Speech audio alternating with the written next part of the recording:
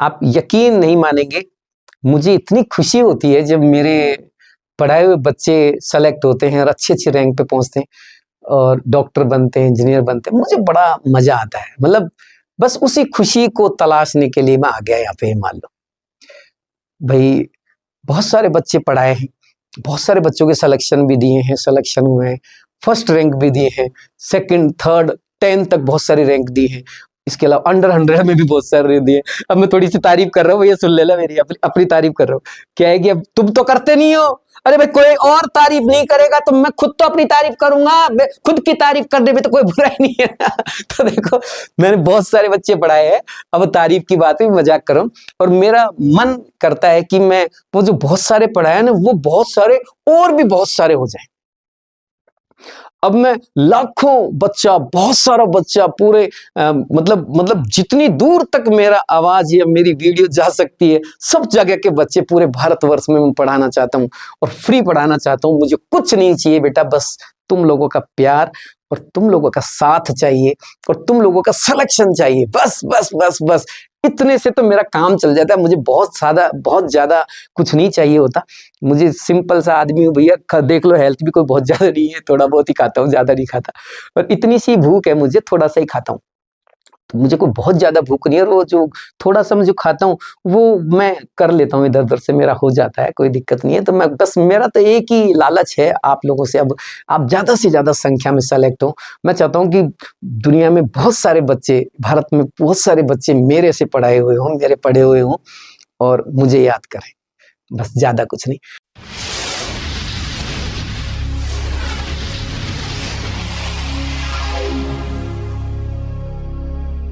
Hello students, नमस्कार, कैसे हैं आप सब।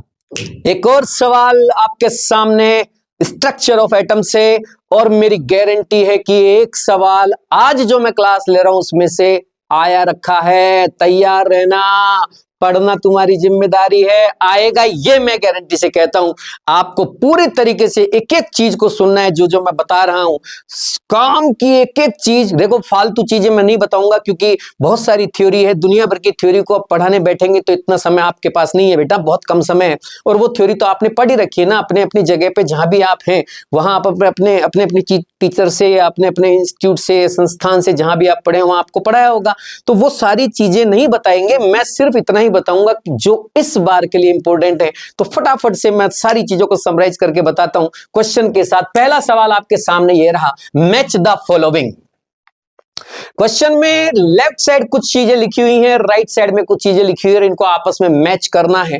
पहला सवाल है मेरा, मैच द फॉलोइंग। एक एक को पढ़ते हैं। प्रिंसिपल क्वांटम नंबर लिखा हुआ है इधर की साइड, लेफ्ट साइड में।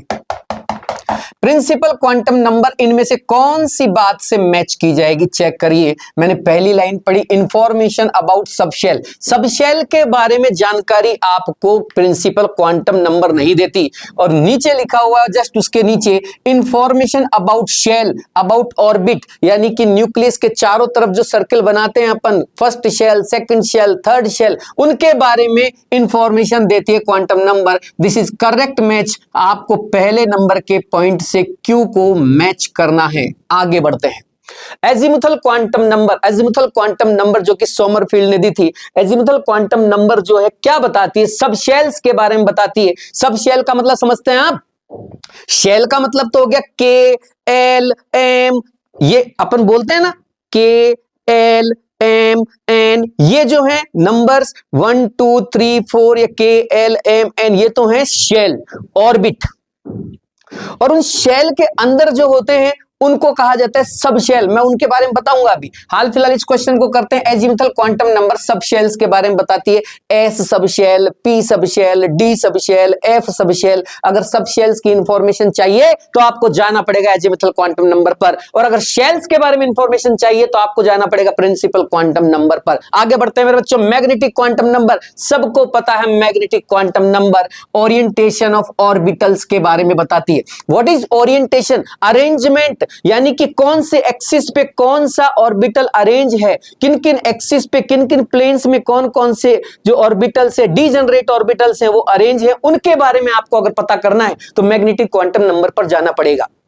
जैसे p सब शेल में 3 तरह के ऑर्बिटल होते हैं, एक x एक्सिस पर रहता है, एक y एक्सिस पर रहता है, एक z एक्सिस पर रहता है, इसलिए उनको px, py, pz कह दिया जाता है। This is the orientation. इसी तरह d में 5 डीजेनरेट ऑर्बिटल होते हैं, जिनमें से एक को dxy, एक को dyz, एक को dxz, एक को dx2y2 और एक को dz स्क्वायर के नाम से जाना जाता है। इनकी सबकी अरेंजमेंट होती है कहीं न कहीं किसी न किसी एक्सिस पर या किसी न किसी प्लेन में ये मौजूद होते हैं, उसी को ओरिएंटेशन कहा जाता है। It means magnetic quantum number orientation के बारे में बताती है ऑर्बिटल्स के। इसी के बाद चलते हैं स्पिन क्वांटम नंबर। ये तो आपको पता होगा, स्पिन ऑफ इलेक्ट्रॉन के बारे में बताती। चलो मैं एक बार थोड़ा सा रिवाइज करता हूं, ब्रीफ करता हूं, आपको सारी चीजें समझाने की कोशिश करता हूं। इधर आई सारे बालक, देखो बेटा, principal quantum number, azimuthal quantum number, magnetic quantum number और स्पिन क्वांटम नंबर, इन चारों क्वांटम नंबर्स को 4 N, L, M और S से रिप्रेजेंट किया गया है। मैं थोड़ा और खुल के बताता हूं। इधर N लिख दिया मैंने, इधर L लिख दिया, इधर M लिख दिया और इधर S लिख दिया, ऐसे मैंने लिख दिया। समझना बात को। आखिर ये करती क्या है? किसी भी एटम के अंदर 4 क्वांटम नंबर आप बता रहे हैं, आखिर इनका रोल क्या है, ये क्या समझाती है? एक्चुअली N, L, M और S इस तरह से रिप्रेजेंट की जाती है। किसी भी इलेक्ट्रॉन को फुल्ली एड्रेस करने के लिए मुझे इन 4 क्वांटम नंबर्स की जरूरत पड़ेगी। कहने का मतलब मुझे इलेक्ट्रॉन्स की कंप्लीट, कोई इलेक्ट्रॉन किसी ऑर्बिटल में कहां मौजूद है, ये कंप्लीट इंफॉर्मेशन अगर मुझे बतानी है तो ये 4 क्वांटम नंबर बतानी पड़ेगी। जैसे मैं मान लीजिए अपना एड्रेस बताता हूं, कोई अपना एड्रेस बताता है तो कैसे बताएगा अपना एड्रेस? नहीं, कोई आपसे पूछे भैया कहां रहते हो आप, आपका एड्रेस बताइए। आपको मैं तो इस पृथ्वी पर रहता हूं। कमाल है बे, सारी दुनिया ही पृथ्वी पर है भैया, तू काय का, ये कौन सा एड्रेस है? इसको एड्रेस नहीं कहते। मैं आपसे कहूं भैया ये इलेक्ट्रॉन कहां रहता है, ये इलेक्ट्रॉन ये एटम में रहता है, तो एटम में ही रहते हैं इलेक्ट्रॉन। इसमें आपने क्या बता दिया, फुल्ली एड्रेस करो। एटम में कहां भाई? एटम को छोटा मोटी चीज है क्या? एटम में कहां पे? एटम में तो बहुत सारी चीजें हैं। एटम में कहां, कौन से शेल में, कौन से सब शेल में कहां रहता है, बता तो सही। वही तो है ना फुल एड्रेस। इसी तरह आपका एड्रेस आप बता रहे कि साहब मैं तो दिल्ली में रहता हूं, दिल्ली में मैं इस कॉलोनी में रहता हूं, इस कॉलोनी के मैं इस वार्ड नंबर में रहता हूं, इस वार्ड के मैं इस मकान में या इस प्लॉट में या इस जो भी अपार्टमेंट उसमें रहता हूं, तो आप पूरी चीजें बताएंगे तभी तो आप तक कोई पहुंचेगा ना। वैसे इलेक्ट्रॉन की पूरी नॉलेज आपको चाहिए, इंफॉर्मेशन चाहिए, तो आपको 4 क्वांटम नंबर की जरूरत पड़ेगी। हाँ, ये जरूर है कि आप किसी ऑर्बिटल के बारे में या इलेक्ट्रॉन की जो पोजीशन है उसके बारे में अगर बताना चाहते हैं तो आप 3 quantum number N, L, M से भी काम चला सकते हैं।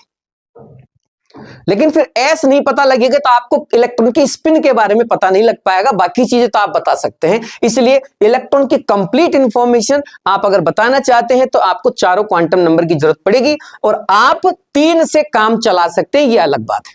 अब मैं आगे लेके चलता हूं। लिखा ऐसे ही जाता है, जैसे मान लीजिए मैंने लिखा 2px1, तो ये जो 2 है ये तो प्रिंसिपल क्वांटम नंबर है, समझना बात को। ये जो L है ना, ये L, ये P के द्वारा रिप्रेजेंट हो रहा है। कुल मिला के इस P को देख के मैं सब शेल के बारे में यानी कि एजीमुथल क्वांटम नंबर के बारे में बता सकता हूं। ये P देख के, ये जो शब्द यहां लिखा हुआ है ये L यानी एजीमुथल क्वांटम नंबर है। और ये जो है ना, ये इलेक्ट्रॉन के बारे में बताता है कि इलेक्ट्रॉन कितने हैं। एक इलेक्ट्रॉन है, उसकी स्पिन क्वांटम नंबर बताएगा। भाई एक इलेक्ट्रॉन है वो पॉजिटिव हाफ होगा, यानी कि वो क्लॉकवाइज रोटेट हो रहा होगा या फिर एंटी क्लॉकवाइज रोटेट हो रहा होगा। वो कैसे भी, क्योंकि कोई जरूरी नहीं कि किसी भी ऑर्बिटल में पहला इलेक्ट्रॉन सीधा ही जाए, क्लॉकवाइज ही जाए। वो पहला इलेक्ट्रॉन एंटी क्लॉकवाइज भी जा सकता है, लेकिन फिर ध्यान रखें पहला जैसे जाएगा उसके अपोजिट दूसरा इलेक्ट्रॉन जाएगा, क्योंकि दोनों इलेक्ट्रॉन्स की जो स्पिन है वो एक ऑर्बिटल के अंदर सेम नहीं हो सकती, वो दोनों अपोजिट स्पिन में रहेंगे। एक क्लॉकवाइज है तो दूसरा एंटी क्लॉकवाइज, या फिर कहूं कि पहला एंटी क्लॉकवाइज है तो दूसरा क्लॉकवाइज। एक को प्लस हाफ और एक को माइनस हाफ से रिप्रेजेंट कर दिया जाता है।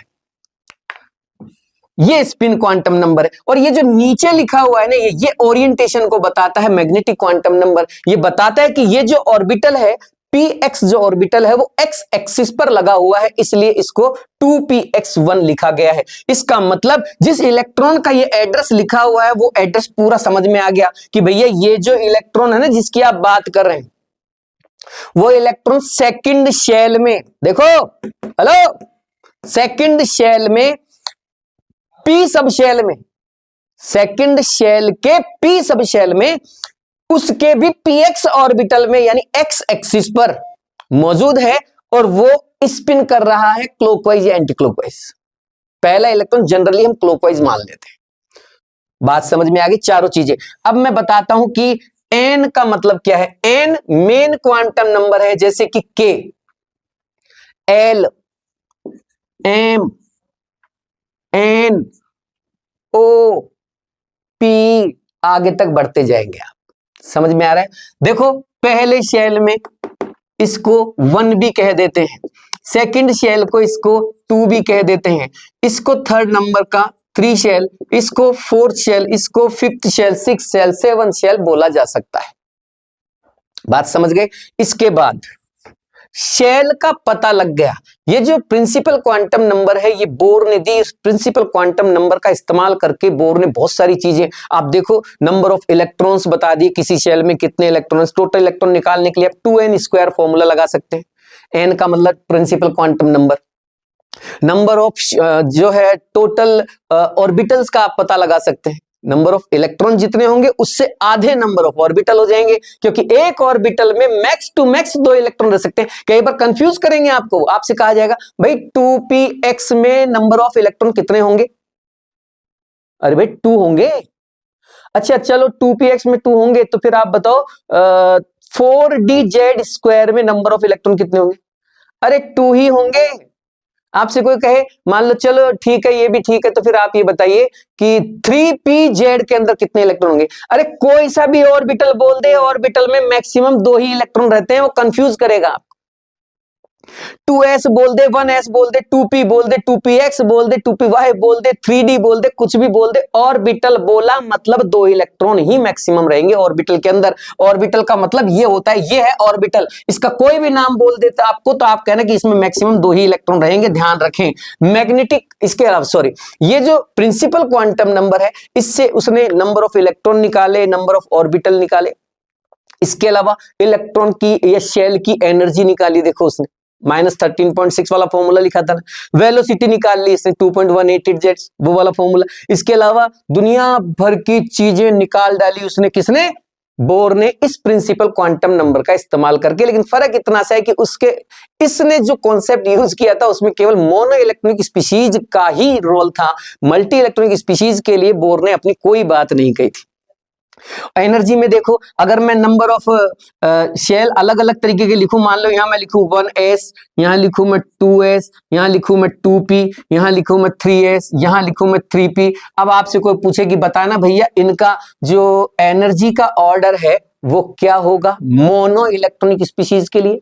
मोनो इलेक्ट्रॉनिक स्पीशीज का मतलब H के लिए, Li+2 के लिए, He+ के लिए, Na+10 के लिए, सब मोनो इलेक्ट्रॉनिक स्पीशीज है। इनके लिए ऑर्डर बताना एनर्जी का। तो मोनो इलेक्ट्रॉनिक स्पीशीज की एनर्जी हमेशा केवल और केवल n पे डिपेंड करती है, क्योंकि मोनो इलेक्ट्रॉनिक कॉन्सेप्ट में बोर ने केवल n का ही यूज किया था ना एनर्जी के फॉर्मूला में, -13.6 वाले में। तो जैसे जैसे n बढ़ेगा वैसे वैसे एनर्जी बढ़ती जाएगी, ये ऑर्डर रहेगा। यानी कि इसकी कम रहेगी, इन दोनों की सेम रहेगी, और इन दोनों से ज्यादा इनकी रहेगी, इनकी भी आपस में सेम रहेगी, क्योंकि n सेम है ना इनका। अब अगर यही चीज वो कहे कि नहीं नहीं मुझे मल्टी इलेक्ट्रॉनिक के लिए नहीं, सॉरी मोनो इलेक्ट्रॉनिक के लिए नहीं, मल्टी इलेक्ट्रॉनिक के लिए बताइए, लिथियम के लिए बताओ, सोडियम के लिए बताओ, पोटेशियम के लिए बताओ, इनके लिए एनर्जी का ऑर्डर क्या होगा? तो मल्टी इलेक्ट्रॉनिक स्पीशीज में एक और कॉन्सेप्ट जुड़ जाता है, और वो है अब्बो प्रिंसिपल, N+L रूल, हंड रूल, ये दुनिया भर के रूल्स वहां जुड़ जाते हैं, और वहां फिर N और L दोनों का रोल होता है एनर्जी के ऑर्डर में, और N+L की वैल्यू बढ़ने के साथ साथ एनर्जी बढ़ती चली जाती है। मल्टी इलेक्ट्रॉनिक्स के लिए एनर्जी का ऑर्डर पूछे तो 1s से ज्यादा 2s की, 2s से ज्यादा 2p की, 2p से ज्यादा 3s की, 3p से ज्यादा 3d की, ऐसे आपको 3s से ज्यादा 3p की, ऐसे आपको बताते हुए चलना है। मेरी बात समझ में आ रही? कुल मिला के नंबर ऑफ इलेक्ट्रॉन या किसी ऑर्बिटल या शेल के बारे में, सॉरी ऑर्बिट या शेल के बारे में अगर आपको पता करना है तो आपको प्रिंसिपल क्वांटम नंबर पर जाना पड़ेगा। अब बात यह आती है कि एजीमुथल क्वांटम नंबर क्या है। एजीमुथल क्वांटम नंबर में आप सोमरफील्ड ने बताया था, आप इसके अंदर इंफॉर्मेशन अबाउट सबशेल चेक कर सकते हैं। सबशेल से मेरा मतलब है कि पहले शेल में, भाई ये देखो समझो, ये न्यूक्लियस है, ये पहला शेल है, ये दूसरा शेल है, ये तीसरा शेल है, ये चौथा शेल है, ये पांचवा शेल है। पहले शेल को आपने बोला फर्स्ट शेल या के, सेकंड या एल, ये थर्ड हो गया, ये फोर्थ हो गया, ये फिफ्थ हो गया, ये के एल एम एन ओ हो गया, ये तो हुए एन, इनको तो कहते हैं एन, प्रिंसिपल क्वांटम नंबर। अब फर्स्ट शेल में कितने सब शेल हैं, फर्स्ट शेल में कितने सब शेल हैं वो माना जाएगा, सब शेल को कहेंगे। आप क्या बता रहे हैं, एजीमुथल क्वांटम नंबर बता रहे हैं कि भाई फर्स्ट शेल में केवल एस सब शेल होता है, तो मैंने लिखा फर्स्ट शेल में केवल एस सब शेल होता है। सेकंड शेल में एस भी होता है और पी भी होता है। पी देखो भैया, एस भी होता है, पी तीन होते हैं। मैं इनको ऐसे दिखा देता हूं, चलो समझाने के लिए। आप चाहो तो एस को गोला के बनाने की बजाय ऐसे भी दिखा सकते थे। जनरली मैं इसलिए समझाने की कोशिश कर रहा हूं, एस का जो शेप होता है वो राउंड शेप होता है, स्फेरिकल होता है, और पी का जो शेप होता है वो डंबल शेप होता है, डी का जो होता है वो डबल डंबल होता है, और एफ का शेप कोई फिक्स नहीं होता, बदलता रहता है, चेंज होता रहता है, कॉम्प्लेक्सिव स्ट्रक्चर होती है। इसका मतलब एसपीडीएफ को आप इस तरह से भी देख सकते हैं। अब मैं जो कहना चाह रहा हूं, देखो ये सारी चीजें तो आपने पढ़ ली होगी, मैं तो वैसे ही आपको रिमाइंड करा रहा हूं, याद दिलाने की कोशिश कर रहा हूं थोड़ा सा। अब एस पहले शेल में, पी दूसरे शेल में स्टार्ट हो जाता है, इसका मतलब पहले में केवल एस, और पी की स्टार्टिंग होती है दूसरे से, डी की स्टार्टिंग होती है तीसरे से, और एफ की स्टार्टिंग होती है चौथे से। कहने का मतलब समझ में आ रहा है, पहले शेल का न्यूक्लियस के ऊपर कब्जा रहता है, यानी कि पहला शेल जो है वो न्यूक्लियस से चिपका रहता है, यानी एस इलेक्ट्रॉन ही न्यूक्लियस के ऊपर फाइंडिंग प्रोबेबिलिटी में ज्यादा रहते हैं। बाकी पी डी एफ की फाइंडिंग प्रोबेबिलिटी न्यूक्लियस पे जीरो, क्योंकि न्यूक्लियस के ऊपर पी तो कहीं है ही नहीं ना। गौर से देखो भाई, एस ही तो है, इसके अंदर पी डी एफ तो आगे चालू हुए। अब आपसे कोई पूछ ले कि न्यूक्लियस के ऊपर फाइंडिंग इलेक्ट्रॉन्स किसके ज्यादा होंगे, किसकी फाइंडिंग प्रोबेबिलिटी ज्यादा होती है, आप बोलना एस इलेक्ट्रॉन्स की फाइंडिंग प्रोबेबिलिटी ज्यादा होती है, पीडीएफ तो जीरो होते ही नहीं। समझ में आ रही? इसके बाद ये हो गया फर्स्ट शेल। फर्स्ट शेल में एल की वैल्यू एस, सेकंड शेल में एस भी चलेगा और पी भी आ जाएगा, थर्ड में एस भी रहेगा, पी भी आएगा, डी भी आ जाएगा, फोर्थ में एस भी रहेगा, पी भी रहेगा, डी भी रहेगा, एफ भी आ जाएगा। ये फोर्थ शेल हो गया। अब मैं आगे बढ़ता हूं, रिमाइंड करा रहा हूं आपको, चीजें पढ़ी आपने सारी हैं, पूरी चीजें मैं बताना नहीं चाह रहा, बहुत सारी चीजें हैं, लेकिन अब इतना कुछ नहीं करना है, थ्योरी आप पढ़ रहे हैं, मैं आगे बता रहा हूं, फटाफट से रिवाइज करा देता हूं। अब इनकी वैल्यू, एल की वैल्यू 0 से n-1 तक मानी गई। ध्यान रखना मेरी बात मेरे बच्चों, आपको सीधा सा ध्यान रखना है कि अगर L की वैल्यू निकालनी है तो N से निकालना, M की वैल्यू निकालनी है तो पहले L निकाल लेना, उसके बाद M की वैल्यू निकलेगी, L से M की निकलेगी। और S की वैल्यू में घबराने की जरूरत नहीं है, आप प्लस हाफ या माइनस हाफ में से कुछ भी यूज कर सकते हैं। फिर सुन लो, L की वैल्यू निकालने के लिए पहले N देख लेना, N से L की वैल्यू निकलेगी, जितना वैल्यू N का है उसको 0 से लिखना शुरू करो और T n-1 तक लिख डालो, 0 से n-1 तक। M की वैल्यू लिखनी है तो M की वैल्यू L देख के लिखना, और L की जो वैल्यू है उसको -L से लेकर +L तक लिख डालना, ये M की वैल्यू आएगी, ओरिएंटेशन दिखाएगी। नंबर ऑफ ऑर्बिटल्स दिखाएगी, और s की वैल्यू में आपको प्लस या माइनस में से कोई सा भी हाफ रिप्रेजेंट करना है। आपको क्लॉकवाइज या एंटी क्लॉकवाइज बताना है। बस फर्क इतना सा है कि एक ही ऑर्बिटल अगर है तो उसके अंदर पहला आपने क्लॉकवाइज ले लिया तो दूसरा एंटी लेना, पहला एंटी क्लॉकवाइज ले लिया तो दूसरा क्लॉकवाइज लेना। अब मैं कह रहा हूं कि फर्स्ट शेल में L की वैल्यू क्या होगी, तो आप कहना कि फर्स्ट शेल के लिए L की वैल्यू 0 से n-1 यानी 0 होगी, ये लो 0। सेकंड शेल में, सेकंड हो चाहे थर्ड हो चाहे कोई भी हो, S की वैल्यू हमेशा 0, P की हमेशा 1, S की हमेशा 0, P की हमेशा 1, D की हमेशा 2, S की हमेशा 0, P की हमेशा 1, D की हमेशा 2, F की हमेशा 3 ही माननी है, यही वैल्यू है इसकी। बात समझ में आ रही? ये 0 S की, P की 1, D की 2, F की 3, आगे ऐसे ही बढ़ेंगे। फिर से सुन लीजिए, n number of shell 1 2 3 4 5 6, L number of subshell या अबाउट सबशेल, सबशेल की इंफॉर्मेशन, और सबशेल निकालने के लिए आपको n से ही सबशेल निकालने हैं। n की वैल्यू को 0 से लेके n-1 तक लिख देना। m की वैल्यू, जो L की वैल्यू है उस L की वैल्यू को -L से +L तक लिख डालना। तो L की वैल्यू निकालने के लिए हमेशा n की वैल्यू पे फोकस करना है, m की वैल्यू निकालने के लिए L की वैल्यू पर फोकस करना है, s की वैल्यू निकालने के लिए किसी पे फोकस नहीं करना है। अब देखो, मान लो आपसे कहा जाए कि अगर मान लीजिए s ऑर्बिटल है या L की वैल्यू 0 है तो m की वैल्यू क्या होगी। अगर L की वैल्यू 0 है, मैं इसको हटा देता हूं। अब मैं कह रहा हूं L की वैल्यू अगर 0 है, L की वैल्यू अगर 1 है, L की वैल्यू अगर 2 है या 3 है, तो M की वैल्यू कैसे निकालेंगे? सर आप ही ने तो बोला था ना अभी, L की वैल्यू देख के M की वैल्यू निकालते हैं, तो बताना दे कि कैसे देख के निकालते हैं। L की वैल्यू अगर 0 है तो M की वैल्यू -0 0 +0 -L से +L तक, मतलब कुल मिला के सब कुछ 0। अगर L की वैल्यू 0 तो M की वैल्यू भी 0 होगी। किसी का L अगर 0 है तो M 0 होगा। या फिर मैं ये कहूं कि S ऑर्बिटल के लिए हमेशा मैग्नेटिक क्वांटम नंबर का वैल्यू 0 रहता है, तो क्या गलत कह दिया मैंने? L की वैल्यू अगर 1 है तो M की वैल्यू -1 0 +1। अब देखो, ये 3 ऑर्बिटल को रिप्रेजेंट करेंगे, ये केवल एक ही ऑर्बिटल को रिप्रेजेंट कर रहा है, ये 3 को करेंगे। अब 3, L की वैल्यू 1 किसके लिए होती है? S के लिए 0 होती है, P के लिए 1 होती है, D के लिए 2। अभी बताया था ना, बार बार भूल जाते हो, अभी तो बताया था कि L की वैल्यू S के लिए 0 माननी है ऑलवेज, P के लिए 1, D के लिए 2, F के लिए 3 माननी है।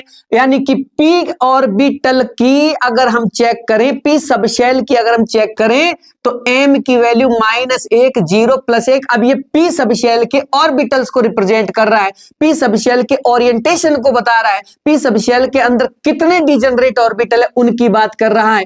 एक को px कहेंगे, एक को py कहेंगे, और बीच वाले को, या फिर मैं ये कहूं कि 0 always be fixed for pz, 0 always be reserve for pz। Sir मैं px और py को ऐसे ही लिखूं या उल्टा सुल्टा कर सकता हूं? आपकी मर्जी हो, जैसे करो। ये py लिखो, ये px लिखो, आपकी मर्जी हो जैसे, और आपकी मर्जी हो जैसे ये लिखो। आप 0 इधर लिख दो, +1 इधर, इधर -1। अरे तुम्हारा जो मन करे वो लिखो, कौन मना कर रहा है? ये +1, ये 0, ये -1, जैसे मन करे वैसे लिखो। लेकिन जहां भी 0 लिखो वो pz ही रहेगा, और जहां +1 और -1 लिखो वहां px और py में से कुछ भी लिख देना मेरे बच्चों।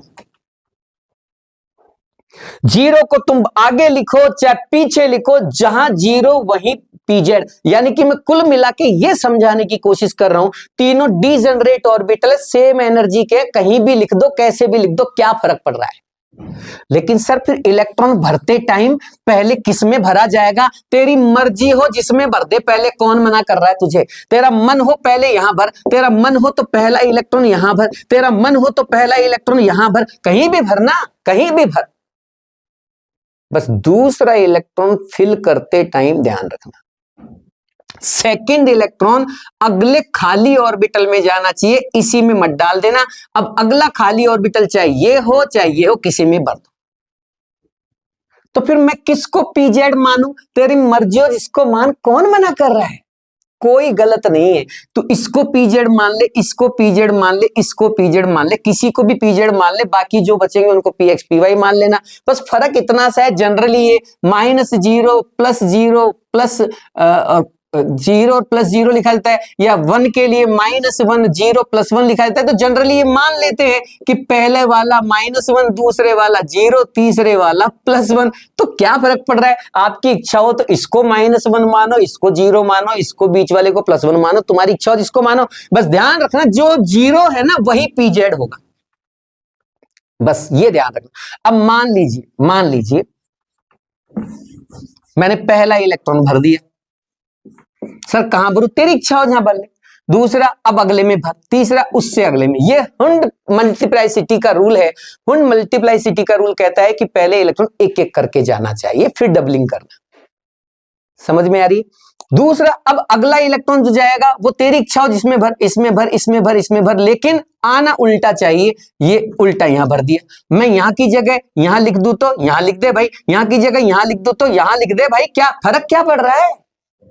कोई फर्क नहीं पड़ रहा, आपकी इच्छा हो जहां लिख दो। लेकिन फिर यह ध्यान रखना कि किसको आप पीएक्स मान रहे हो, किसको पीवाई और किसको पीजेड। समझ में आ रही? जैसे मान लीजिए सर मैंने ऐसे भर दिए, 5 इलेक्ट्रॉन भरने थे, 1 2 3 4 5। हाँ तो भर दे, क्या दिक्कत है? क्या दिक्कत क्या है? कोई दिक्कत नहीं, तेरी इच्छा हो जैसे भर दे। आप ऐसे भर दो, ऐसे फिल कर दो, 1 2 3 4 5, तो भी क्या दिक्कत आ रही? अब भी ठीक है। समझ में आ रहा है? कैसे भी भरो, बस गलती ये मत करना कि इसमें पहले भर दिया दूसरा भी इसी में भर दिया, ये नहीं करना। ऐसे ही ऐसे मत करना कि पहला इसमें सीधा भर दिया दूसरा भी सीधा भर दिया, ये मत करना। समझ में आ रहा है? ऐसे मत करना, पहला इसमें भर दिया दूसरा इसमें भर दिया तीसरा भी इसी में भर दिया, ऐसे नहीं करना है। ये अब्बो प्रिंसिपल का वायोलेशन हो गया। ठीक है, आगे तो पी के 3 ऑर्बिटल बने। एक को मैंने मान लो यहां +1 लिखा, यहां मान लीजिए मैंने 0 लिखा, यहां मैंने मान लीजिए -1 लिखा। तो मैं क्या बोल रहा हूं, 0 always be fixed for PZ. इसको आप पीएक्स कह दो, अब इसको आप पीवाई कह दो, आपकी इच्छा हो जैसे कर, कोई दिक्कत नहीं। ये पीजेड ही रहेगा। 0 जहां लिखा है, आप 0 यहां लिख देते तो फिर वो पीजेड हो जाता। ठीक है, अब आइए इनके ऊपर, डी के ऊपर। डी के अंदर वैल्यू होती है 2, एल की वैल्यू 2 होती है। जब एल की वैल्यू डी सबशेल के लिए 2 होती है तो इसका जब एम की वैल्यू लिखोगे तो कैसे लिखोगे? 2 को लिखो यहां से यहां तक, -2 + 2 0, सॉरी -2 -1 0 +1 +2। अब देखो कितने नंबर लिख दिया आपने? 5। इसका मतलब इसमें 5 डीजेनरेट ऑर्बिटल होते हैं, और जो 0 है ना वो हमेशा dz2 के लिए, जिसे आप dz² भी बोल देते हो, इसके लिए रिजर्व रहता है। बाकी dxy dyz dxz dx2y 2d वो सारे आप अरेंज करो कैसे भी, कोई दिक्कत नहीं। समझ में आ रहा है? आगे बढ़िए। ऐसे ही f में होता है, तो f में आपको ज्यादा परेशान नहीं होना। f में 7 बनेंगे, देखो आप, -3 -2 -1 0 +1 +2 +3, ये हो गए। ये वाला जो है वो एफ जेड के लिए रिजर्व रहता है, 0 वाला, जिसको 0 माना वो जेड है। देखो सब में ये तो हो गया ओरिएंटेशन। ठीक है, एम आ गया। अब आइए एस। स्पिन के लिए मैंने बताया कितने भी ऑर्बिटल हो, पहला इलेक्ट्रॉन सीधा दूसरा उल्टा। कितने भी ऑर्बिटल हो, पहला सीधा जाएगा फिर उल्टा जाएगा। आप सर ऐसे नहीं कर सकते क्या कि पहला उल्टा चला जाए, पहला उल्टा चला जाए? कोई बात नहीं, पहला उल्टा जाएगा तो फिर दूसरा सीधा जाएगा, वो भी ठीक है, उसमें भी कोई मना वाली बात नहीं, वो भी सही है। यहां तक क्लियर हो गया। अब मैं लेके चलता हूं आगे।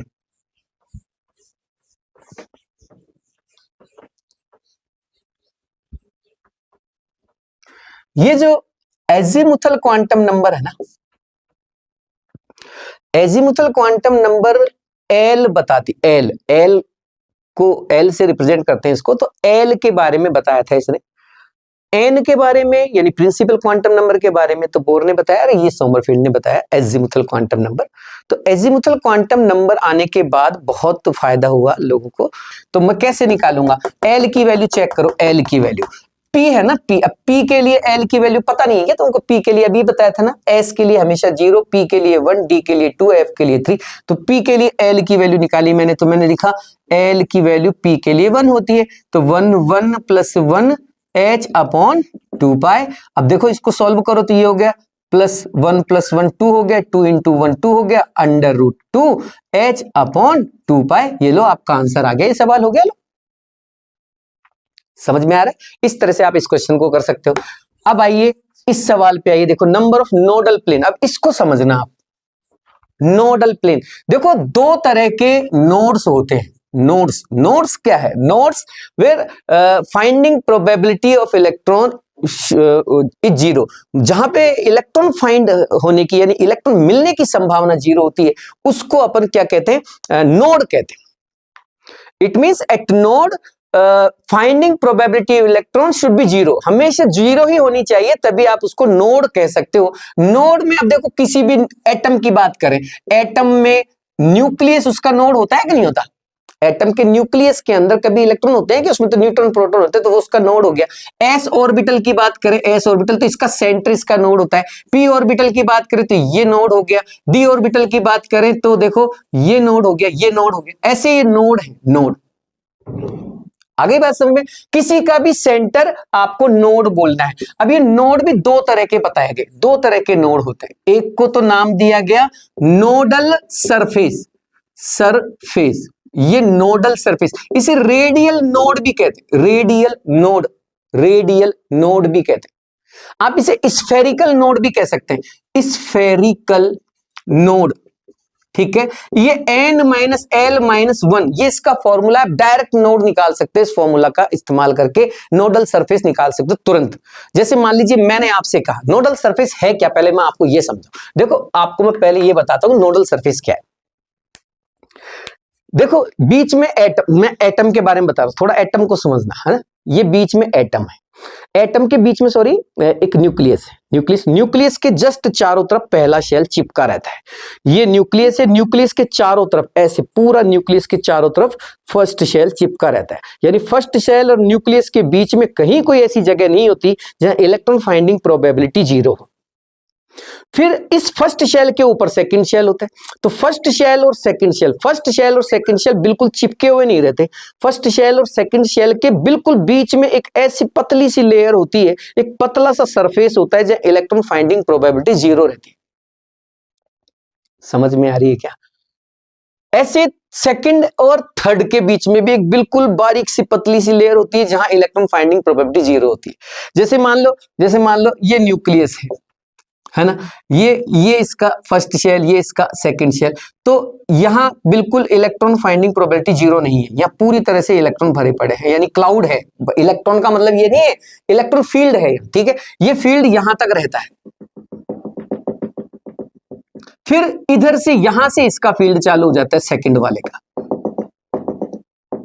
है ना। लेकिन ये जो बीच में जगह बच जाती है ना, ये जगह जो है ना, ये नोड है, यहां इलेक्ट्रॉन फाइंडिंग प्रोबेबिलिटी 0 है। ना तो इस शेल के इलेक्ट्रॉन का फील्ड यहां होता है, ना इसका फील्ड यहां तक पहुंच पाता है। ये जो जगह है यहां इलेक्ट्रॉन फाइंडिंग प्रोबेबिलिटी 0 रहेगी।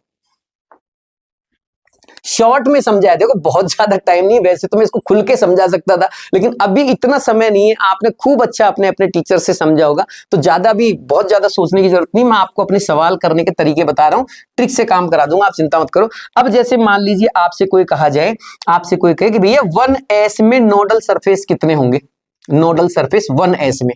तो मैंने देखा 1s, यार ये तो न्यूक्लियस के जस्ट ऊपर ही होगा, तो कहना भाई 0 न्यूक्लियस और 1s के बीच में तो कोई ऐसा स्पेस ही नहीं है जहां इलेक्ट्रॉन फाइंडिंग प्रोबेबिलिटी 0।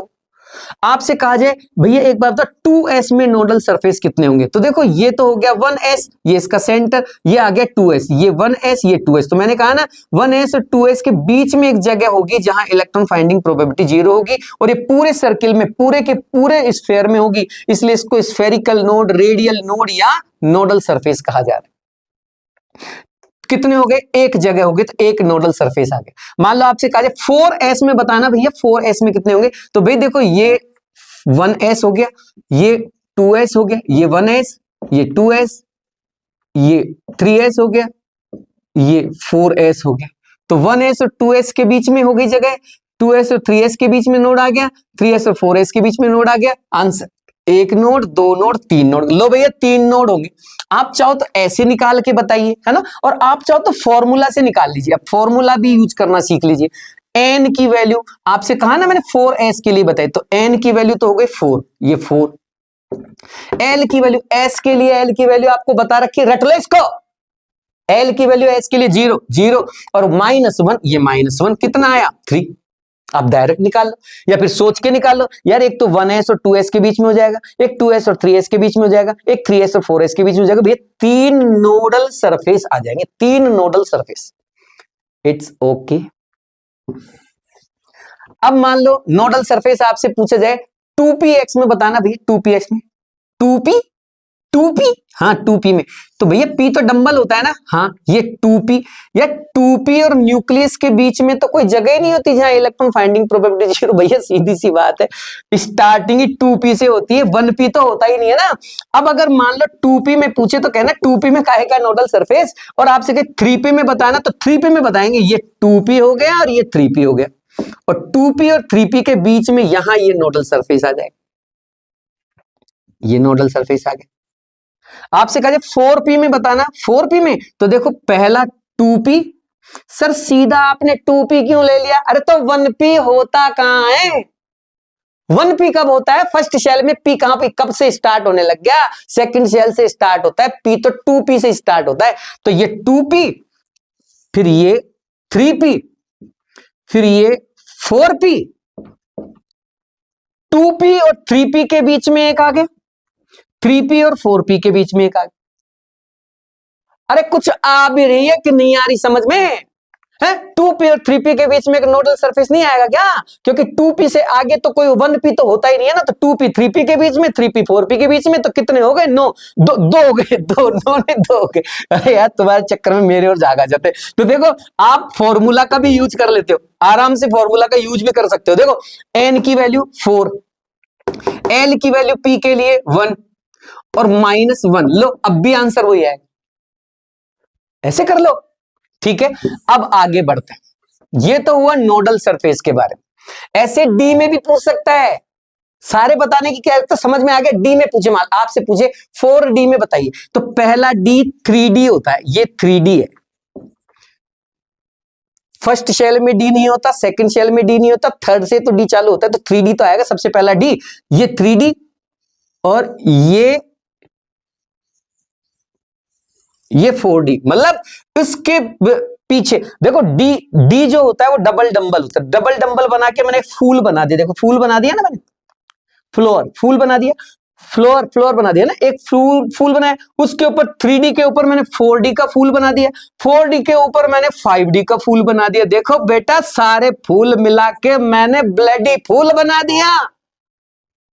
अब ये 3D, ये 4D, ये 5D, अब पूछ ले किस में पूछना है, 5D में बता दो, 5D में तो 3D और 4D के बीच में आ गए एक तो, और एक 4D और 5D के बीच में आ गए, भैया 2 बनेंगे नोडल सरफेस। और फॉर्मूला लगाए तो फॉर्मूला लगा ले, n - l - 1, n की वैल्यू 5, l की वैल्यू d के लिए रट ले, l की वैल्यू d के लिए कितनी बार बताया था, रट लो इसको, सॉरी s के लिए l की वैल्यू 0, p के लिए l की वैल्यू 1, D के लिए L की वैल्यू 2, F के लिए L की वैल्यू 3, D के लिए L की वैल्यू 2, -1, आंसर 2 आ गया। यहां भी तो 2 ही बता रहा था मैं बबुआ, आगे चलो मेरा बच्चा। नोडल सरफेस के बाद एक और तरह का नोड होता है, वो होता है नोडल प्लेन। नोडल प्लेन, अब प्लेन तो भैया 2 एक्सिस के मिलके मिलने से बनता है। एक एक्स एक्सिस, एक Y axis, X Y plane, एक एक्स एक्सिस, एक Z axis, X Z plane. समझ में आ रहा है?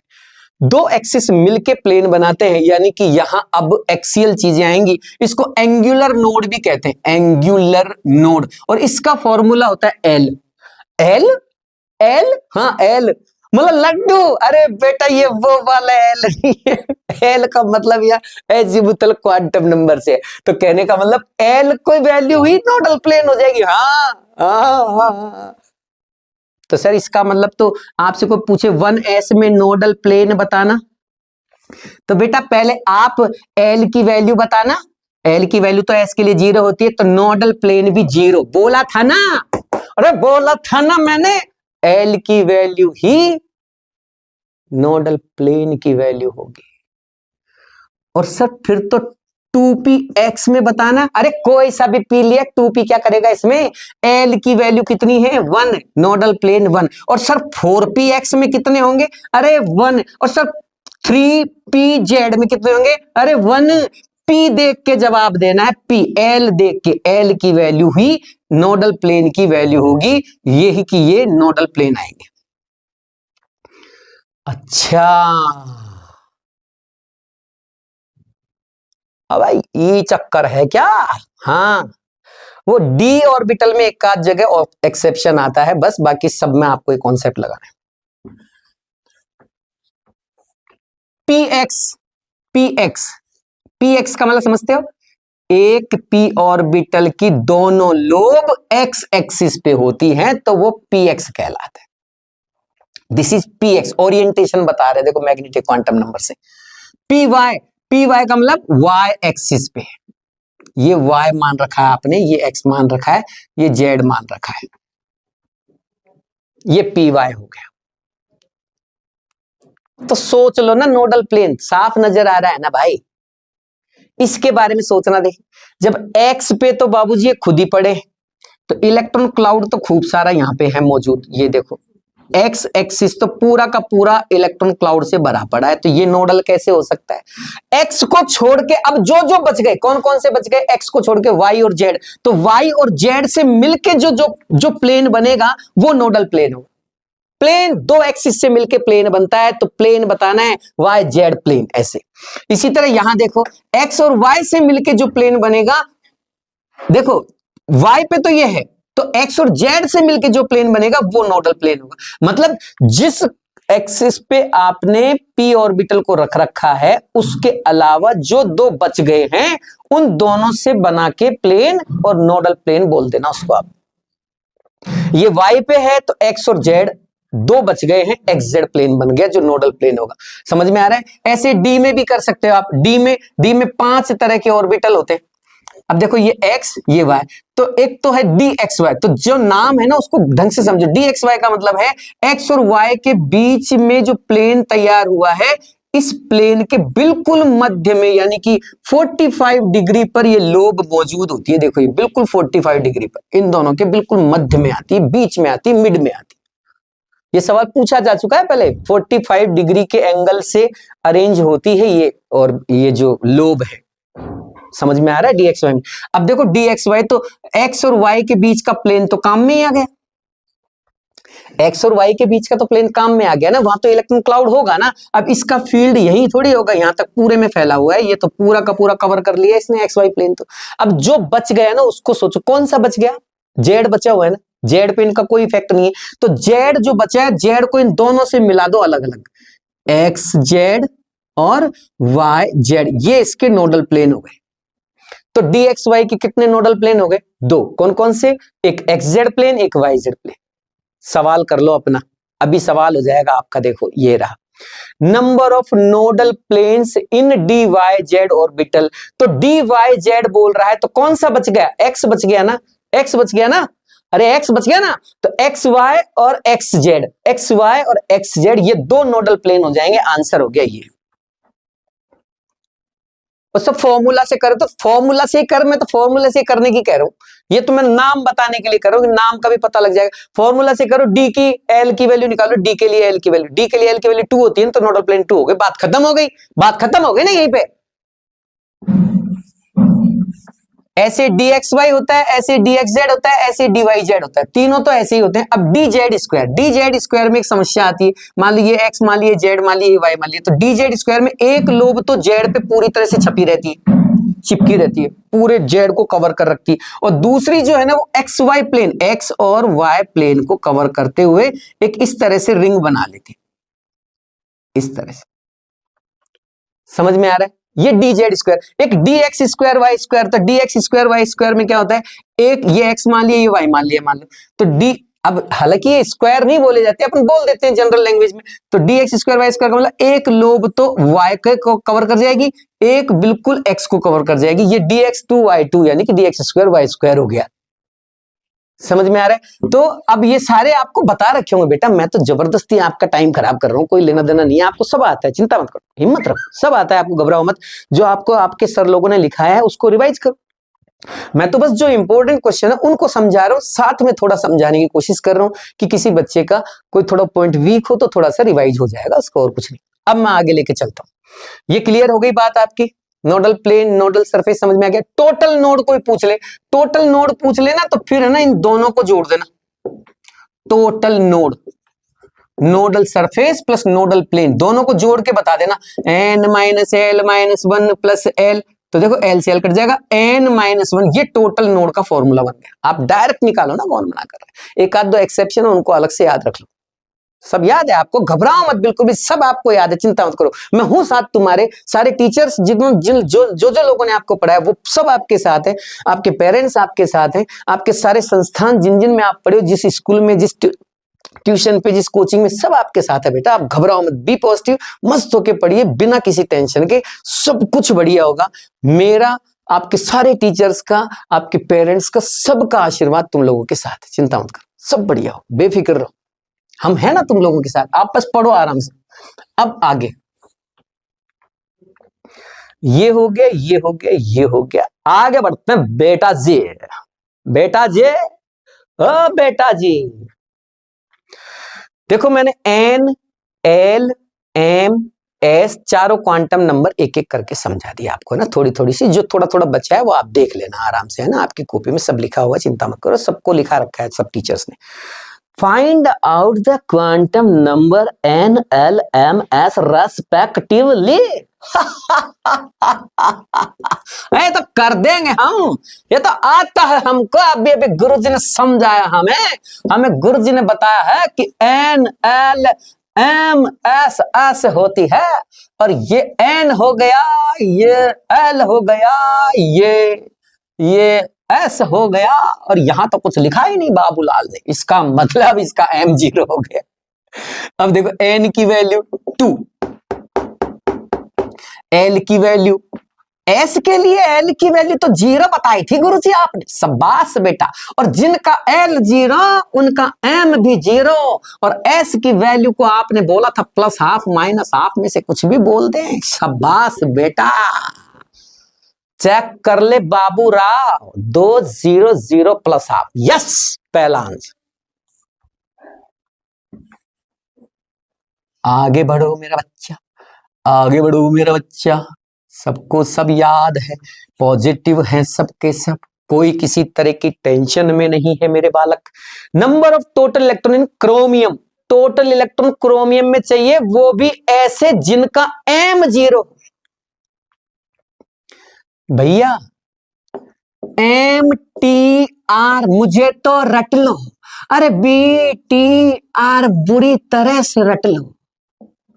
M की वैल्यू 0 कब कब होती है, S के लिए 0 होती है, PZ के लिए 0 होती है, DZ स्क्वायर के लिए 0 होती है, और FZ क्यूब के लिए भी 0 होती है। जब जब ये दिख जाए समझ जाना इनका इनका M 0 होगा, इनका मैग्नेटिक क्वांटम नंबर 0 होगा। चल जरा कॉन्फ़िगरेशन लिखते हैं 24 का। 1s2 2s तो 2p6 3s तो 3p6, ये हटा दियो बेटा मैंने। 4 S1 3D5 देखो S का एक इलेक्ट्रॉन निकल के इसमें पहुंच जाता है, ध्यान है ना। अब वो प्रिंसिपल का वायलेट कर देता है, क्यों? क्योंकि इसमें एनर्जी में गड़बड़ हो जाती है, स्टेबिलिटी का इफेक्ट पड़ जाता है। कारण क्या है कि D5 होते ही ये हाफ फील्ड ऑर्बिटल हो जाएंगे, और half field configuration is more stable. देखो हाफ फील्ड से ज्यादा फुली फील्ड वाले स्टेबल होते हैं, और पार्शियल फील्ड जो होते हैं वो कम स्टेबल होते हैं। ये स्टेबिलिटी का ऑर्डर है, सबसे ज्यादा फुली फील्ड होते हैं। अब चूंकि यहाँ पार्शियल 3D4 की बजाय 3D5 ज्यादा स्टेबल था, इसलिए हमने S में से एक इलेक्ट्रॉन निकाल के डाल दिया। वो सब आपको आता है, घबराओ मत। मैं देखना चाहता हूं M0 चाहिए इसको। अच्छा, तो देखो इसका M0 होगा, हमको हमारे गुरुजी ने बताया था। इसका M भी 0 होगा, हमको हमारे गुरुजी ने बताया था। और P में केवल PZ ही 0 होता है, सर ने बताया था। और PZ में यहां 2 इलेक्ट्रॉन है मेरे बाबू, गौर से देखो। 6 इलेक्ट्रॉन बोल रहे हो आप टोटल P के अंदर, तो 2 इलेक्ट्रॉन PZ में, 2 इलेक्ट्रॉन PX में, 2 इलेक्ट्रॉन PY में होंगे ना। इसका भी 0 बताया था। इसमें फिर 2 इलेक्ट्रॉन जो 0 होंगे, इसका 0 हो जाएगा, 1 इलेक्ट्रॉन 0, और इसमें भी 1 इलेक्ट्रॉन 0 होगा। गुरुजी ने बताया था DZ2 में 0 माना जाता है M का वैल्यू। गिनो बेटा कितने हो गए, देखो 0 वाले 2 तो ये हो गए, 2 ये हो गए, और 2 ये हो गए गुरुजी। 2 ये हो गए, 2 ये हो गए, 2 ये हो गए, और 2 ये हो गए सर, और 1 ये रहा गुरुजी, और 1 ये रहा। जोड़ देना, 2 2 4 2 6 2 8 2 10 2 12। आ आ आ आ आ आ आ ओ भैया सुन लेना, मैं ये नहीं कह रहा कि ये क्रोमियम ही आ जाएगा वहां, मैं ये नहीं बोल रहा। हो सकता है क्रोमियम की जगह कोई और एलिमेंट ले ले, हो सकता है M=0 की जगह वो कह दे M=1 वाले। बताइए, समझ में आ रहा है? मैं तो पैटर्न बता रहा हूं, ऐसा आएगा। अब यही आएगा, ये कोई कह रहा है भैया मैं को भगवान थोड़ी हूं, समझ गए? इतनी भी नहीं फेंकनी भाई, इतनी भी नहीं फेंकनी। इतना जरूर है कि आएंगे इनमें से, इस टाइप के ही आएंगे। अब वो थोड़ा चेंज कर सकते हैं, वो कर दे तो आप देख लेना उसको किस हिसाब से, क्योंकि जब आप इसकी प्रैक्टिस कर लोगे तो उस टाइप का भी कर लोगे, सीधी सी बात है ना। Find the quantum number NLM represent by psi4 to 0।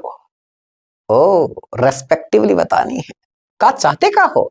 ये साई क्या है, ये साई क्या है, ये साई बेटा, साई आप शायद भूल गए। आपके एक कॉन्सेप्ट आता है श्रोडिंगर वेव इक्वेशन।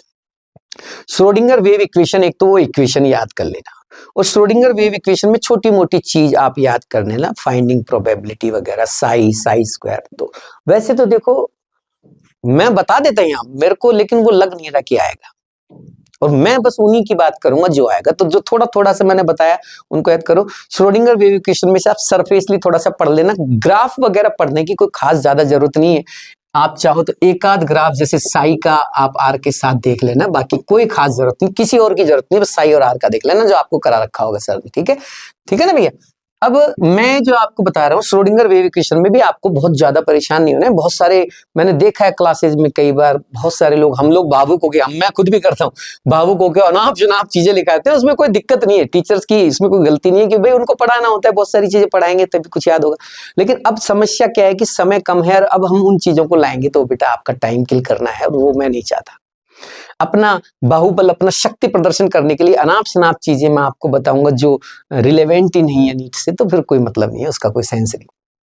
वो तो ये हो गया भी टाइम खराब करने वाली बात हो गई, है ना। रहने दो, आप उसको छोड़ो, बस सीधा ध्यान रखना।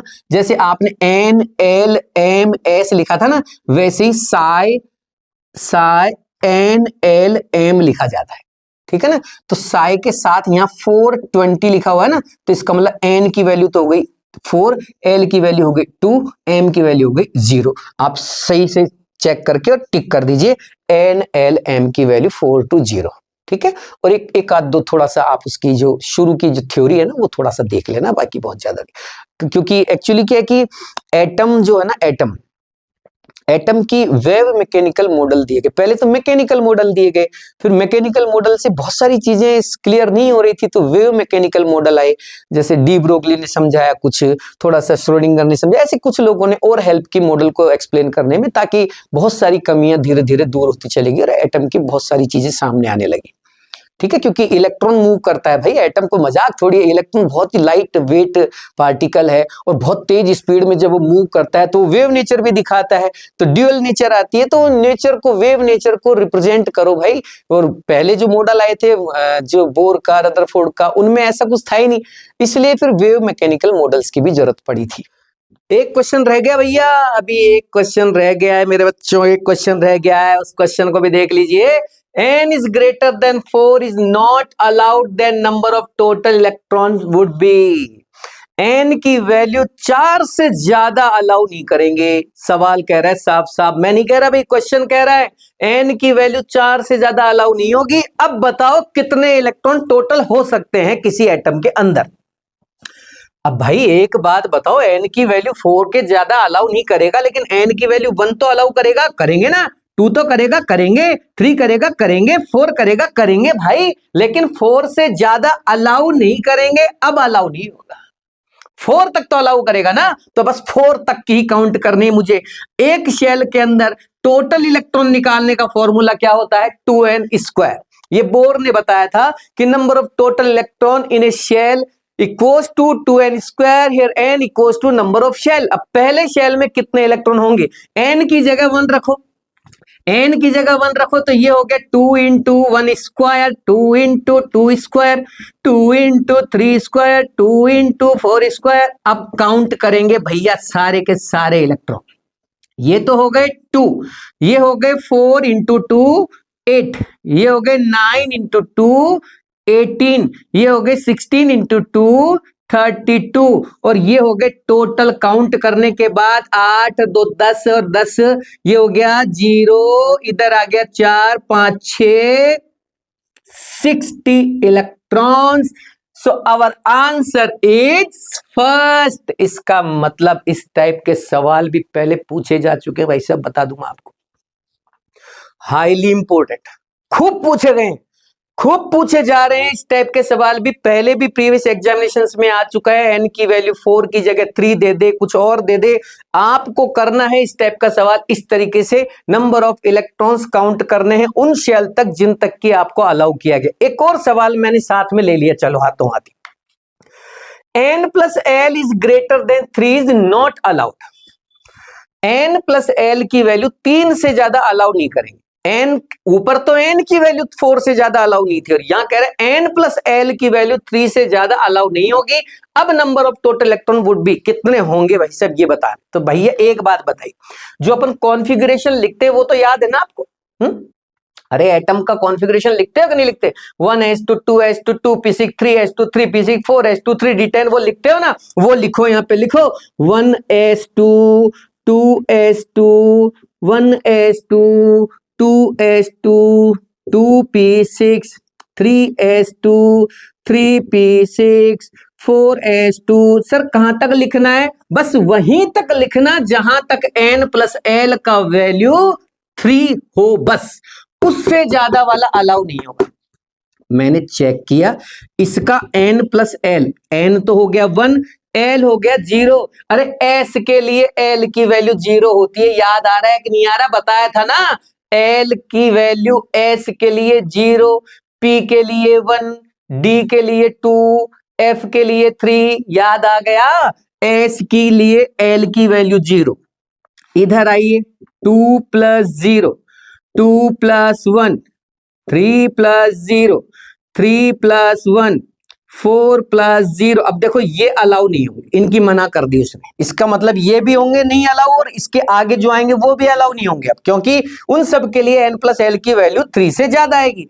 ये n प्लस एल 3 है, ये n प्लस एल 3 है, ये n प्लस एल 2 है, ये n प्लस एल 1 है, मतलब 3 से ज्यादा अलाउ नहीं करेंगे, उससे नीचे के सब अलाउ कर देंगे, या 3 वाले अलाउ कर देंगे। अब गिन लो, 2 तो इसके हो गए, 2 इलेक्ट्रॉन इसके हो गए, 6 इलेक्ट्रॉन इसके हो गए, 2 इलेक्ट्रॉन इसके हो गए, काउंट करो 6 2 2 2, 12 हो गए भैया, तो 12 electron, this is the answer. समझ में आ रहा है? इस टाइप के सवाल खूब पूछे जा रहे हैं, खूब पूछे गए हैं। मुझे लग रहा है कि इस बार भी इस टाइप का कोई ना कोई क्वेश्चन आएगा जरूर। देखो, मैं आपको सारी वो क्वेश्चंस बता रहा हूं जो इंपॉर्टेंट है। फालतू की चीजों पे मैं भी डिस्कशन नहीं करना चाहता और ना आप चाहेंगे। सिर्फ उन्हीं को बता रहा हूं जिनका मुझे ये लग रहा है कि ये भैया इस बार आ सकता है, या इस टाइम के लिए, इस बार के लिए ये इंपॉर्टेंट है, तो मैं आपके सामने ला रहा हूं। अदरवाइज दुनिया भर के क्वेश्चन है, ये तो आप भी जानते हो, सोचने की बात है। अब वो सारे क्वेश्चन अगर करने बैठे तो वो तो बहुत मुश्किल काम हो जाएगा, पॉसिबल ही नहीं है। गिनती के तो टाइम रह गया, थोड़ा बहुत समय रह गया, उस समय में इतना कुछ करना बहुत मुश्किल है। इनकी अच्छी से प्रैक्टिस करो, एक्स्ट्रा जितना चाहे उतना पढ़िए अपने सामर्थ्य के हिसाब से, लेकिन जितना मैं बता रहा हूं उतना तो आपको करना ही है। एक्स्ट्रा आप कुछ भी करिए, कोई मना नहीं। क्वांटम नंबर से एक सवाल और बन जाता है, टोटल स्पिन पूछ लेते हैं या स्पिन मल्टीप्लाइसिटी पूछ लेते हैं, आखिर ये क्या है। अब देखो, जैसे उसने कहा बोरोन का टोटल स्पिन बताइए, तो बोरोन होता है 5 एटॉमिक नंबर वाला एटम। इसका कॉन्फ़िगरेशन लिखा 1s2 2s2 2p1, तो आप ऐसे ही तो बनाओगे 1s2 2s2 2p1, अरे भाई ऐसे ही बनाओगे ना। तो आप क्या बोलते हो कि पहला इलेक्ट्रॉन हाफ प्लस हाफ हो गया, एक इलेक्ट्रॉन माइनस हाफ हो गया, इसमें भी प्लस हाफ हो गया, माइनस हाफ हो गया, इसमें प्लस हाफ हो गया। तो देखो, प्लस हाफ माइनस हाफ, ये जीरो हो गया, प्लस हाफ माइनस हाफ, ये जीरो हो गया, तो इसका जीरो, इसका जीरो, तभी तो ये स्टेबल ऑर्बिटल है, और इसका रह गया प्लस हाफ। तो ये टोटल स्पिन जब निकालते हैं तो आप क्या करना, इन सब का टोटल करना। ये टोटल स्पिन निकाल रहा हूं मैं, टोटल स्पिन। अब क्या करोगे, सबका टोटल करो, जीरो जीरो प्लस हाफ, तो कितना आएगा, हाफ आ जाएगा।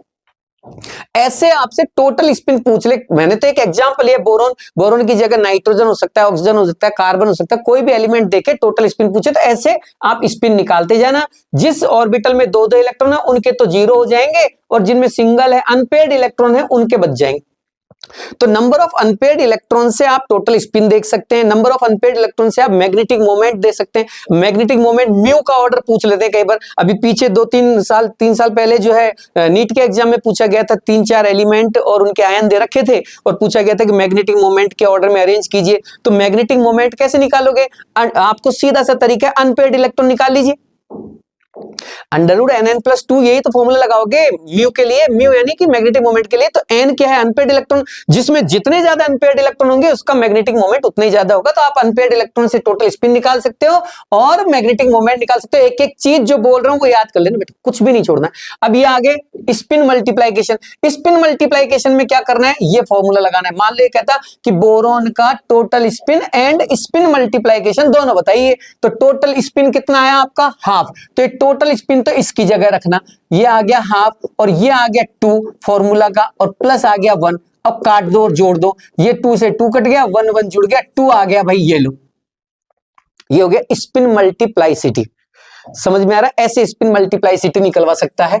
आगे आइए, देखो एक छोटा सा कॉन्सेप्ट बताता हूं मैं आपको, पीरियडिक टेबल रटा देता हूं आपको। पीरियडिक टेबल रट लो, ये कई बार अब्बो प्रिंसिपल में भी काम आता है, पीरियडिक टेबल में भी काम आता है, इलेक्ट्रॉनिक कॉन्फ़िगरेशन में भी काम आता है, सब में काम आता है। देखो पहला शेल, दूसरा शेल, पीरियडिक टेबल देखिए ना आपने। अरे ऐसे बनाते हो कि नहीं पीरियडिक टेबल, आप ऐसे बनाते हो ना, इस तरीके की डिजाइन बना लेते हैं आप पीरियडिक टेबल में, कि भाई ये हो गया फर्स्ट पीरियड, ये सेकंड पीरियड, ये थर्ड पीरियड, ये फोर्थ हो गया, ये फिफ्थ हो गया, ये सिक्स्थ हो गया, ये सेवंथ हो गया, ऐसे आप पीरियड बना लेते हो। ठीक है, तो फर्स्ट पीरियड में कौन कौन आए, सेकंड में कौन आए, थर्ड में कौन आए, फोर्थ में कौन आए, आपको पीरियडिक टेबल रटा रखी होगी, आपको सबने रटा रखी होगी। दुनिया भर के तरीके हैं, कोई कैसे रटा देता है, कोई कैसे रटा देता है। पीरियडिक टेबल याद करना कोई मुश्किल नहीं रहा। अब तो बच्चे अपने खुद के दिमाग से ही तरीके बना लेते हैं, नए नए डिजाइन, गाने वाने बना के, फ्रेंड्स के नाम बना के, हीरो हीरोइंस के नाम बना के याद कर लेते हैं, कैसे भी सब्जियों के नाम रख के याद कर लेते हैं, बैंगन, आलू, ऐसे वैसे। ठीक है, तो वो अपने अपने तरीके हैं, वो याद करो, वो कोई मुद्दा नहीं है, वो काम की भी चीज नहीं है। अभी यहाँ कोई नीट में आपसे पीरियडिक टेबल नहीं बनवाएगा, इसलिए इसमें ज्यादा अपने को कुछ नहीं सोचना। आपको मैं ये बता रहा हूं कि फर्स्ट पीरियड में आपने 1s2 भरा, एस देखो 1s2, ये और ये 1s1 हो जाएगा, 1s2 यानी 2 इलेक्ट्रॉन, यानी कि 2 एलिमेंट।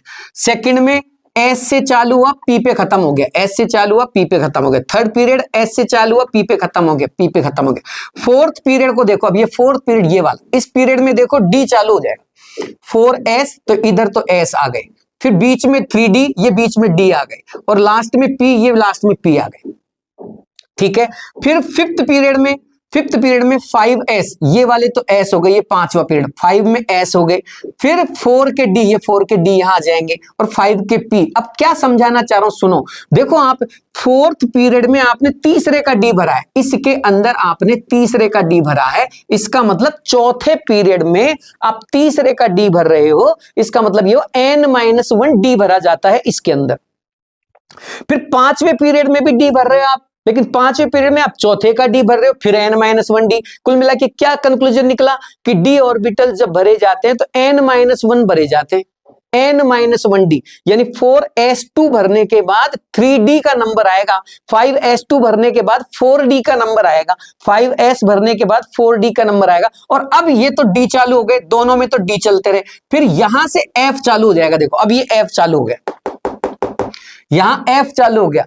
अभी पहले में केवल s था, दूसरे पीरियड में s और p थे, तीसरे में s और p थे, चौथे में s p के साथ साथ बीच में d आ गए, पांचवें में s और p के साथ साथ चौथे के d आ गए। अब छठे से क्या चालू हो गए, f, ये f चालू हो गए। देखो छठे में f, s, फिर f, d और p, पहले s भरा जाएगा, फिर चौथे का f, देखो चौथे का f भर रहे छठे पीरियड में, मतलब n-2f भरा जाता है।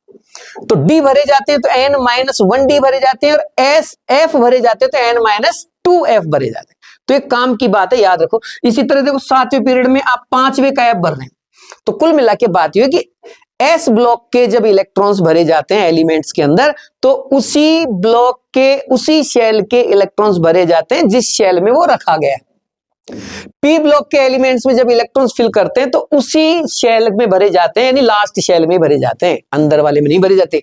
डी शेल में जब भरे जाते हैं तो अंदर वाले में भरे जाते हैं n-1 में, तभी तो इनको ट्रांजिशन एलिमेंट्स कहते हैं।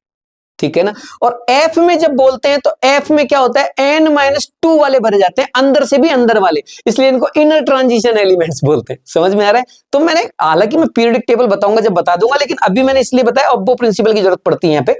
देखो फर्स्ट में 1s2, सेकंड में 2s2 2p6, थर्ड में 3s2 3p6, फोर्थ में 4s2 3d10 4p6, फिफ्थ में 5s2 4d10 5p6, 6 में 6s2 4f14 5d10 6p6, seventh में 7s2 5f14 6d10 7p6।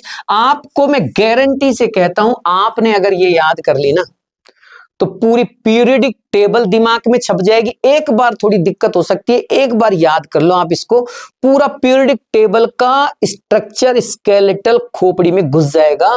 पहला शेल, दूसरा शेल, तीसरे में, चौथे में, पांचवें में, छठे में, सातवें में क्या क्या थे, कैसे कैसे भरना है।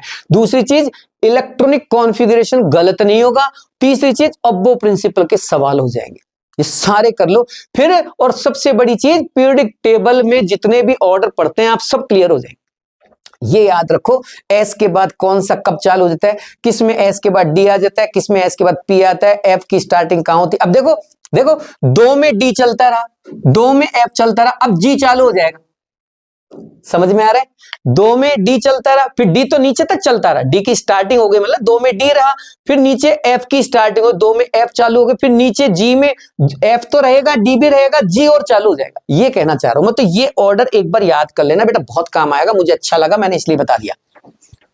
दूसरा, आज के लिए जो सवाल आते हैं ना पीरियोडिक टेबल में, आपसे पूछे कि भैया एक बात बताना, वो जो फोर्थ पीरियड में जो डी ब्लॉक के एलिमेंट है ना, हाँ हाँ, वो तीसरे डी ब्लॉक के एलिमेंट का कॉन्फ़िगरेशन बताना। अरे ये क्या मतलब भाई, मैं कैसे बताऊं, आप इससे बता दो। आपसे कोई कहे कि ये जो पीरियोडिक टेबल है ना, उसमें 80 एटॉमिक नंबर वाले एलिमेंट की पोजीशन बताना। 80 एलिमेंट, 80 नंबर का जो एलिमेंट है, यानी 80 नंबर का, 80 नंबर का जो एटॉमिक नंबर वाला एलिमेंट है, उसकी पोजीशन बताना, वो किस पीरियड में है, किस ग्रुप में। सारे क्वेश्चन गारंटी के साथ सही कर दो इससे। It's okay. अब आगे,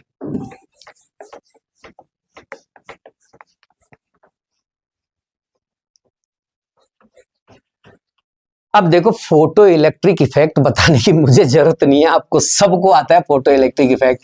एक डिस्चार्ज ट्यूब होती है, इसमें इधर इधर एक मेटेलिक प्लेट लगी होती है, यहाँ ऐसे और ये लगा दिया, ये कंप्लीट हो गया। इधर से लाइट टकराती है, इलेक्ट्रॉन निकलते हैं। ये छोटी छोटी बातें थ्योरी की, इससे जुड़ी हुई याद करेंगे आप।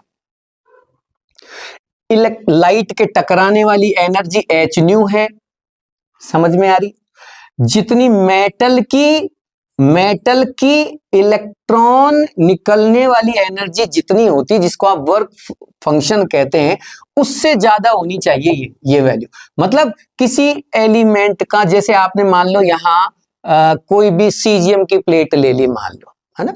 अब सीजियम का जितना एनर्जी के बाद वो लेके इलेक्ट्रॉन निकालता है, उससे ज्यादा एनर्जी वो होनी चाहिए जो आप स्ट्राइक करा रहे हो।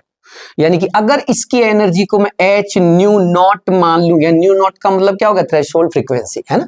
आप H C by lambda naught भी कह सकते हो, आप इसको फाई नॉट भी कह सकते हो, फाई भी कह सकते हो, आप इसको वर्क फंक्शन भी कह सकते हो, कई नाम हो गए इसके, सब आता है आपको बेटा, मुझे कोई बताने की जरूरत नहीं है।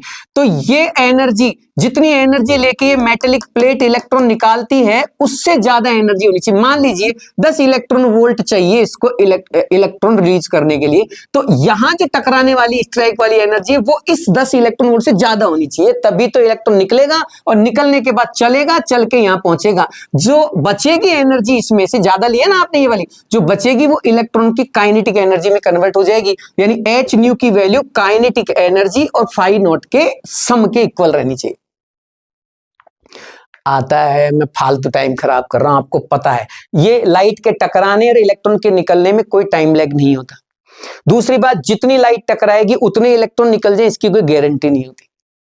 बहुत कम इलेक्ट्रॉन निकलते हैं जितनी स्ट्राइकिंग होती है उससे, ये मत समझना जितनी स्ट्राइक हो जाएगी उतनी, ठीक है। ये छोटी छोटी बात है। अब ये कह रहा है कि correct plot between intensity and kinetic energy. Kinetic energy का इंटेंसिटी से कोई लेना देना नहीं है। काइनेटिक एनर्जी तो ज्यादा तब होगी जब ये ज्यादा होगी, ये ज्यादा होगी तो ये ज्यादा होगी, क्योंकि ये तो फिक्स है ना किसी भी मेटलिक प्लेट के लिए। ये ज्यादा होगी तो ये ज्यादा होगी, मतलब स्ट्राइकिंग लाइट ज्यादा होनी चाहिए, स्ट्राइकिंग फ्रीक्वेंसी ज्यादा होनी चाहिए, तब जाके काइनेटिक एनर्जी ज्यादा हो सकती है। अरे इंटेंसिटी से क्या लेना देना है, समझ में आ रही? हाँ, ये जरूर है, ये कर्व, अगर ये कर्व ऐसे बना दिया जाता, फोटो इलेक्ट्रिक करंट और इंटेंसिटी बना दी जाती, तो ये हो जाता कि भाई जैसे जैसे आप इंटेंसिटी बढ़ाएंगे, इंटेंसिटी बढ़ती जाएगी और करंट बढ़ता जाएगा, लेकिन एक पल में जाके फिर वो थोड़ी देर में जाके कांस्टेंट भी हो जाएगी। क्यों? क्योंकि इंटेंसिटी का मतलब है कि यूनिट एरिया पर टकराने वाली लाइट, अब टकराने वाली लाइट टकराती जाएगी यूनिट एरिया यूनिट वॉल्यूम पर, तो एक बार में एक ऐसी पोजीशन भी आएगी जब ये पूरा भर जाएगा यूनिट एरिया, तो फिर इससे ज्यादा तो इस पे टकरा नहीं सकती। तो उसके बाद वो लाइट की इंटेंसिटी कितनी बढ़ा दो आप, क्योंकि पर्टिकुलर एरिया पे टकराने वाली जो स्ट्राइक करने वाली लाइट्स है वो तो कांस्टेंट हो गई, वो तो अब फिक्स हो गई, क्योंकि वो तो पूरी भर गई। तो अब उसके बाद जितना करंट फ्लो हो रहा था उतना ही होता रहेगा और वो फिक्स हो जाएगा, कांस्टेंट हो जाएगा। ये छोटी छोटी बातें हैं, इनमें बहुत ज्यादा टाइम खराब करने से कोई लेना देना नहीं है। नीचे एक न्यूमेरिकल दे रखा है, देखो न्यूमेरिकल भी अच्छा, एक और इसमें कर्व भी बनवा लेते हैं, छोटी मोटी चीजें भी पूछ लेते हैं भैया, जैसे H C by lambda nu, और ये फाई है, ये फाई, ये एच न्यू नॉट बोला था ना आपने, है ना, एच न्यू। तो देखो एच न्यू की वैल्यू इससे ज्यादा होगी ना, तभी फोटो इलेक्ट्रिक करंट या फोटो इलेक्ट्रिक इफेक्ट दिखाई देगा। तो न्यू भी ज्यादा होनी चाहिए न्यू नॉट से, तो लैम्बडा न्यू और लैम्बडा इनवर्सली प्रोपोर्शनल होता है ना, nu equals to C by lambda. तो जब न्यू ज्यादा होना चाहिए तो लैम्बडा कम होना चाहिए लैम्बडा नॉट से, तो ये कंडीशन है फोटो इलेक्ट्रिक इफेक्ट की। अब आपसे कहे सर अगर मान लो न्यू और न्यू नॉट इक्वल दे दे तो फोटो इलेक्ट्रिक इफेक्ट नहीं हो पाएगा, लेकिन आप ठीक है इसका इस्तेमाल आपको ऑब्जर्व तो नहीं होगा, लेकिन न्यूमेरिकल वेज में कर सकते हैं आप। जनरली फोटो इलेक्ट्रिक इफेक्ट के लिए तो कंडीशन ये चाहिए, समझ में आ रही? चलो, इसके अलावा इससे सवाल भी पूछ लेते हैं ऐसे छोटे मोटे, जैसे आपको काइनेटिक एनर्जी दे दी, वर्क फंक्शन दे दिया और स्ट्राइकिंग लाइट पूछ ली, या स्ट्राइकिंग लाइट की आपको जो है लैम्बडा दे दी और लैम्बडा देखिए काइनेटिक एनर्जी दे दी और वर्क फंक्शन पूछ लिया, मतलब दो चीजें दे देगा एक चीज पूछेगा। तो ये भी एक तरीका है। इस फॉर्मूला को ऐसे भी लिख सकते हो आप, H C by lambda equals to H C by lambda naught plus kinetic energy ऐसे भी लिख सकते हो, कोई बड़ी चीज नहीं है। आपको आता है फोटो इलेक्ट्रिक इफेक्ट, बहुत अच्छे से पढ़ाया जाता है सब जगह।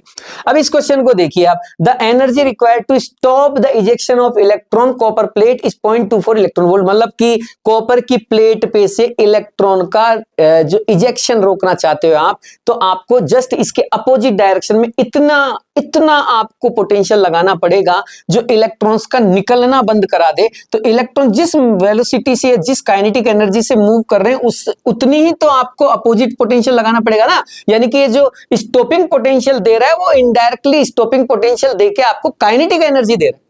मतलब वो कह रहा है कि काइनेटिक एनर्जी इतनी है, मतलब इतना पोटेंशियल अपोजिट डायरेक्शन में लगा रहे हो, तो मतलब आप इलेक्ट्रॉन को रोकना चाहते हो। तो इलेक्ट्रॉन जिस काइनेटिक एनर्जी से मूव करने वाला है उतना ही तो आप अपोजिट पोटेंशियल लगाओगे, तभी तो रुकेगा वो। तो काइनेटिक एनर्जी दे दी आपको इसने, इलेक्ट्रॉन वोल्ट में दी है। मैं जो समझाने की कोशिश कर रहा हूं वो ये है कि वैल्यू इलेक्ट्रॉन वोल्ट में दे रखी है, आंसर देख लेना कहीं जूल में दे रखा हो, इसलिए यूनिट कन्वर्जन करना मत भूलना।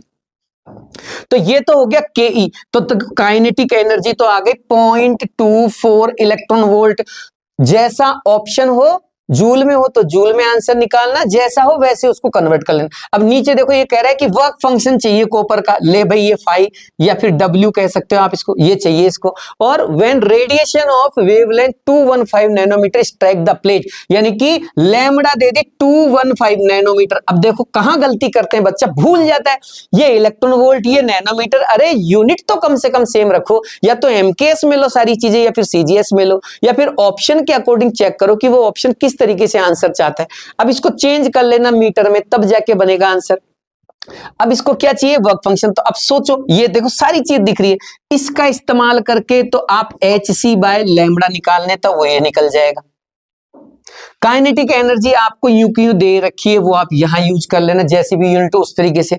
और 5 पूछ रहा है, अरे कहां दिक्कत आ रही है, कर सकते हो ना। अब क्या बचा है इसमें, बताओ, कुछ भी नहीं है इसमें। तो ऐसे सवालों की प्रैक्टिस करनी है, 1-2 सवालों की, तो बहुत अच्छा काम बनेगा। हो सकता है ये सवाल आ जाए या इसके जैसा कोई आ जाए, लेकिन आएगा ऐसे जिसमें स्टॉपिंग पोटेंशियल का इस्तेमाल कर रखा होगा।